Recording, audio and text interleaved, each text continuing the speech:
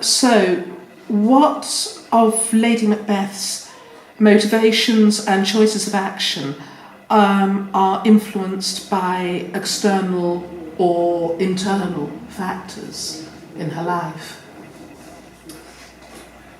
So I already have some power as Lady Macbeth.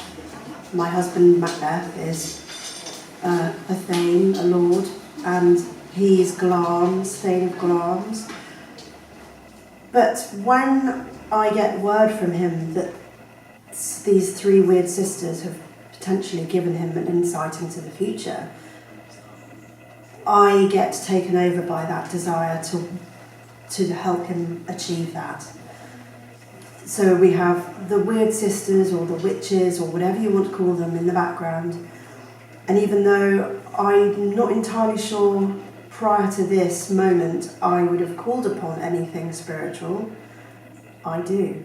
And I give them the permission to give me all that I need to make sure that we get everything that we want. So we've got that external influence. And my internal influence, I think, is based on my ability to manipulate my husband. I feel like we have a good life, but I always feel like there's more to be had. So I exploit it, and I know his weaknesses, and I use everything about me in order to get what I want. So, yeah.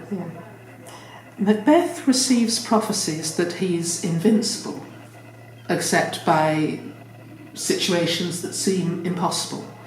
Now, how do you think that these prophecies and the absolute power that he feels from them affect his relationships with other people, both his friends and with yourself? When Macbeth gets these prophecies, he starts to morph into this other person. So the man that I'm married to, who I can manipulate, as you will see, he becomes more than that, and even my words and my actions don't seem to be reaching him, because he's got so many thoughts in his head, so many desires, that he starts to alienate his friends and even see them as threats. And we find that he will do not only anything to be the king, he will do anything to stay the king. And that all those relationships that he had before, they don't mean anything to him. Now, how does your character portray morality or lack thereof within the play? Morality? Well, after reading a letter from Macbeth telling me that he's going to potentially be king one day, my morality is very questionable. I say many things that I would do in order to keep my word, to keep the peace, keep his affections. I say that I would have smashed my own baby's brains out in order to do something that I promised to him. That's how much it means, those promises.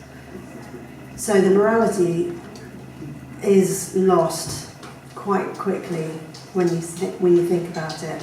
I'm complicit in killing a king. In fact, I even get a little bit involved. So therefore, we become this murderous, dark couple that others seem to then fear, and you see their characters changing as well in fear of us.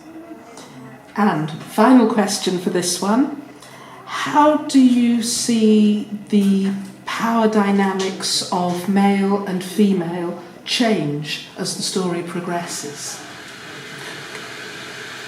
So I feel like I start off very feminine, using my feminine wiles to initially convince Macbeth to do what I want him to do. But then I ask the spirits to unsex me. So I say, I don't need to be a man or a woman to do what I need to do, just give me the power to do it. And that works for a while, and questioning Macbeth's masculinity, that helps with my manipulations.